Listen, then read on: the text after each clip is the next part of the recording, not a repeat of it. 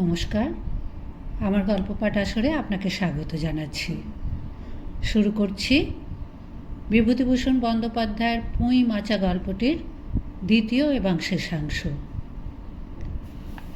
পৌষ সংক্রান্তি। সন্ধ্যাবেলা অন্নপূর্ণা একটা কাঁশিতে চালের গুঁড়া, ময়দা ও গুড় দিয়া চটকাইতেছিলেন। একটি ছোট বাটিতে এক বাটি তেল। খেন্তি কুড়ুনির নিচে একটা কলার পাতা পাড়িয়া এক মালা নারিকেল কুড়িতেছে। অন্নপূর্ণা প্রথমে খেন্তির সাহায্য লইতে স্বীকৃত হন নাই, কারণ সে যেখানে সেখানে বসে, বনে বাজারে ঘুরিয়া ফেরে।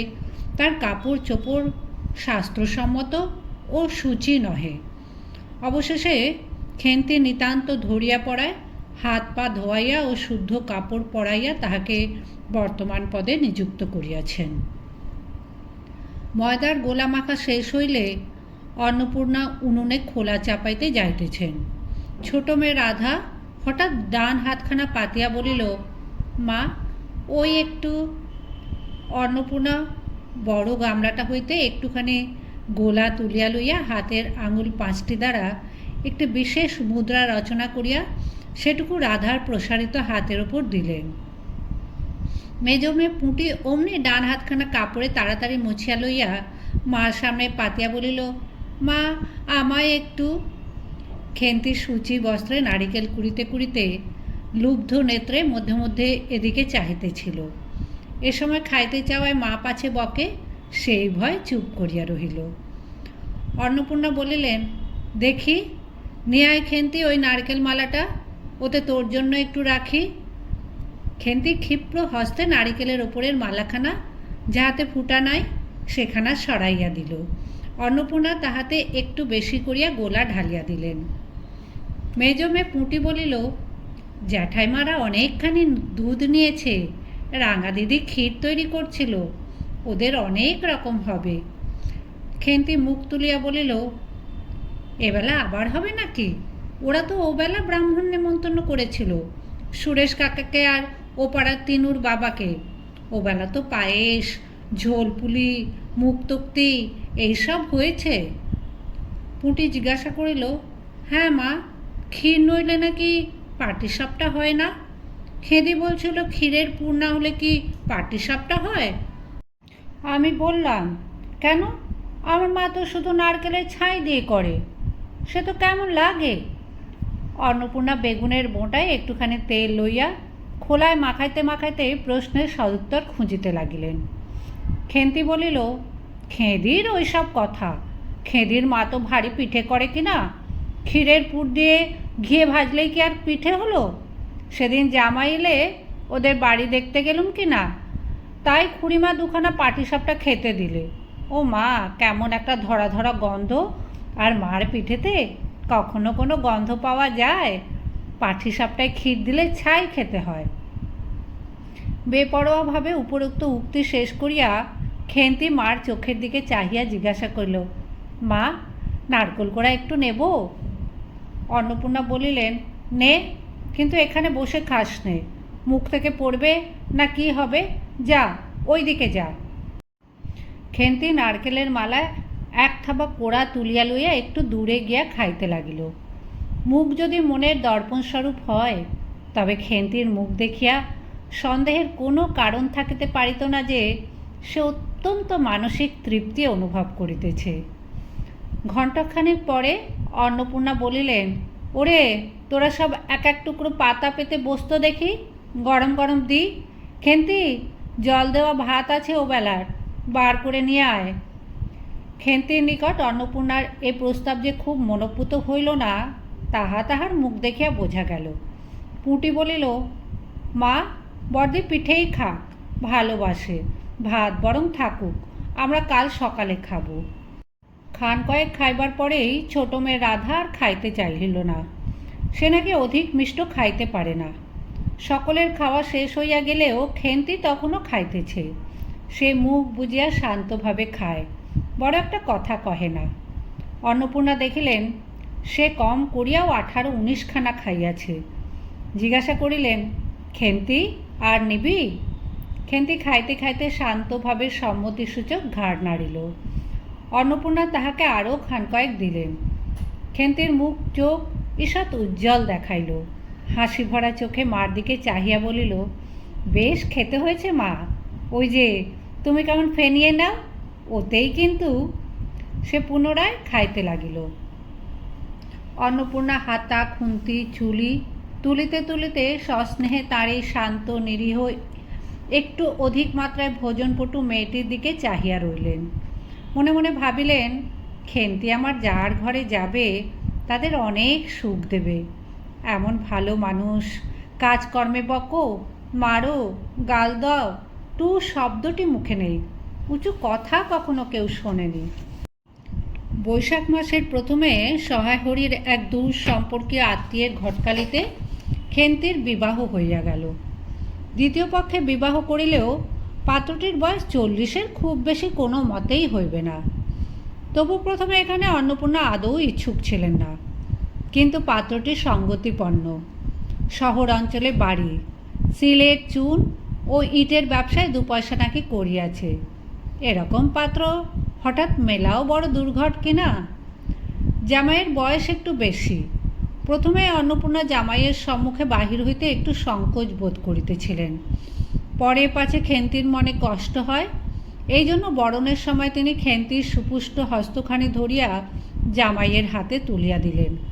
চোখের জলে তাহার গলা বন্ধ হইয়া আসিল, কিছু বলিতে পারিলেন না। বাড়ির বাহির হইয়া আমলকিতলায় বেহারারা সুবিধা করিয়া লইবার জন্য বরের পালকি একবার নামাইল। অন্নপূর্ণা চাহিয়া দেখিলেন, বেড়ার ধারে নীল রঙের মেদি ফুলের গুচ্ছগুলি যেখানে নত হইয়া আছে, খেন্তির কম দামের বালুচরের রাঙা চেলির আঁচলখানা পালকির বাহির হইয়া সেখানে লুটাইতেছে। তার এই অত্যন্ত অগোছালো, নিতান্ত নিরীহ, একটু অধিক মাত্রায় ভোজনপটু মেয়েটিকে পরের ঘরে অপরিচিত মহলে পাঠাইতে তার বুক উদ্বেল হইয়া উঠিতেছিল। খেন্তিকে কি অপরে ঠিক বুঝিবে? যাইবার সময় খেন্তি চোখের জলে ভাসিতে ভাসিতে সান্ত্বনার সুরে বলিয়াছিল, মা, আষাঢ় মাসেই আমাকে এনো, বাবাকে পাঠিয়ে দিও, 2 মাস তো। ওপাড়ার ঠান দিদি বলিলেন, তোর বাবা তোর বাড়ি যাবে কেন রে, আগে নাতি হোক তবে তো। খেন্তির মুখ লজ্জায় রাঙা হইয়া উঠিল। জল ভরা ডাগর চোখের ওপর একটুখানি লাজুক হাসির আভা মাখাইয়া সে এক গোয়েমের সুরে বলল, না, যাবে না বইকি, দেখো তো কেমন না যান। ফাল্গুন চৈত্র মাসের বৈকালবেলা উঠানের মাচায় রৌদ্রে দেওয়া আমসত্ত্ব তুলিতে তুলিতে অন্নপূর্ণার মন হু হু করিত। তার অনাচারী লোভী মেয়েটির আজ বাড়িতে নেই যে। কোথা হইতে বেড়াইয়া আসিয়া লজ্জাহীনার মতন হাতখানি পাতিয়া মিনতির সুরে অমনি বলিবে, মা, বলবো একটা কথা, ওই কোনটা ছিঁড়ে একটুখানি। 1 বছরের ওপর হইয়া গিয়াছে। পুনরায় আষাঢ় মাস, বর্ষা বেশ নামিয়াছে। ঘরের দাওয়ায় বসিয়া সহায়হরি প্রতিবেশী বিষ্ণু সরকারের সহিত কথা বলিতেছেন। সহায়হরি তামাক সাজিতে সাজিতে বলিলেন, ও তুমি ধরে রাখো, ওরকম হবেই দাদা। আমাদের অবস্থার লোকের ওর চেয়ে ভালো আর কি জুটবে। বিষ্ণু সরকার তালপাতার চাটাইয়ের ওপর উবু হইয়া বসিয়াছিলেন। দূর হইতে দেখিলে মনে হইবার কথা তিনি রুটি করিবার জন্য ময়দা চটকাইতেছেন। গলা পরিষ্কার করিয়া বলিলেন, না, সব তো আর, তাছাড়া আমি যা দেব নগদই দেব। তোমার মেয়েটির হয়েছিল কি? সহায়হরি হুঁকাটায় 5-6টি টান দিয়া কাশিতে কাশিতে বললে, বসন্ত হয়েছিল শুনলাম। ব্যাপার কি দাঁড়ালো বুঝলে? মেয়ে তো কিছুতে পাঠাতে চায় না। 250 আন্দাজ টাকা বাকি ছিল। বললে, ও টাকা আগে দাও, তবে মেয়ে নিয়ে যাও। একেবারে চামার। তারপর বললাম, টাকাটা ভায়া ক্রমে ক্রমে দিচ্ছি। পুজোর তত্ত্ব কম করেও 30টা টাকার কমে হবে না ভেবে দেখলাম। মেয়ের নানা নিন্দে উঠালে, ছোট লোকের মেয়ের মতন চাল, হাভাতে ঘরের মতো খাই খাই, আরও কত কি। পৌষ মাসে দেখতে গেলাম, মেয়েটাকে ফেলে থাকতে পারতাম না, বুঝলে। সহায়রে হঠাৎ কথা বন্ধ করিয়া জোরে জোরে মিনিট কতক ধরিয়া হুঁকায় টান দিতে লাগিলেন। কিছুক্ষণ দুজনের কোনো কথা শোনা গেল না। অল্পক্ষণ পরে বিষ্ণু সরকার বলিলেন, তারপর? আমার স্ত্রী অত্যন্ত কান্নাকাটি করাতে পৌষ মাসে দেখতে গেলাম। মেয়েটার যে অবস্থা করেছে! শাশুড়িটা শুনিয়ে শুনিয়ে বলতে লাগলো, না জেনে শুনে ছোট লোকের সঙ্গে কুটুম্বিতে করলে এই রকমই হয়। যেমনই মেয়ে তেমনই বাপ। পৌষ মাসের দিন মেয়ে দেখতে এলেন শুধু হাতে। পরে বিষ্ণু সরকারের দিকে চাহিয়া বলিলেন, বলি, আমরা ছোট লোক কি বড় লোক? তোমরা তো সরকার খুঁড়ো জানতে বাকি নেই। বলি, পরমেশ্বর চাটুর্যের নামে নীলকুঠির আমলে এ অঞ্চলে বাঘে গরুতে এক ঘাটে জল খেয়েছে। আজই না হয় আমি প্রাচীন আভিজাত্যের গৌরবে সহায়হরি শুষ্ক সুরে হা হা করিয়া খানিকটা শুষ্ক হাস্য করিলেন। বিষ্ণু সরকার সমর্থন সূচক একটা অস্পষ্ট শব্দ করিয়া বার কতক ঘাড় নাড়িলেন। তারপর ফাল্গুন মাসেই তার বসন্ত হলো। এমন চামার! বসন্ত গায়ে বেরোতেই টালায় আমার এক দূর সম্পর্কের বোন আছে, একবার কালীঘাটে পুজো দিতে এসে তার খোঁজ পেয়েছিল। তারই ওখানে ফেলে রেখে গেল। আমায় না একটা সংবাদ না কিছু। তারা আমায় সংবাদ দেয়, তা আমি গিয়ে দেখতে পাওনি। না, এমনই চামার! গহনাগুলো অসুখ অবস্থাতেই গা থেকে খুলে নিয়ে তবে টালায় পাঠিয়ে দিয়েছে। যাক, তা চলো যাওয়া যাক, বেলা গেল। চার কি ঠিক করলে? পিঁপড়ে টোপে মুড়ির চার তো সুবিধা হবে না। তারপর কয়েক মাস কাটিয়া গিয়াছে। আজ আবার পৌষ পার্বণের দিন। এবার পৌষ মাসের শেষাশেষি। আজ এত শীত পড়িয়াছে যে অত্যন্ত বৃদ্ধ লোকেরাও বলা বলি করিতেছেন যে এরূপ শীত তাহারা কখনো জ্ঞানে দেখেন নাই। সন্ধ্যার সময় রান্নাঘরের মধ্যে বসিয়া অন্নপূর্ণা সরু চাকলি পিঠার জন্য চালের গুঁড়ার গোলা তৈয়ারি করিতেছেন। পুঁটি ও রাধি উনানের পাশে বসিয়া আগুন পোহাইতেছে। রাধি বলিতেছে, আর একটু জল দিতে হবে মা, অত ঘন করে ফেললে কেন? পুঁটি বলিল, আচ্ছা মা, ওতে একটু নুন দিলে হয় না? ও মা, দেখো মা, রাধির দোলাই কোথায় ঝুলছে, এখনই ধরে উঠবে। অন্নপূর্ণা বলিয়া উঠিলেন, সরে বসো না, আগুনের ঘাড়ে গিয়ে না বসলে কি আগুন পোহানো হয় না? এইদিকে আয়। গোলা তৈয়ারি হইয়া গেল।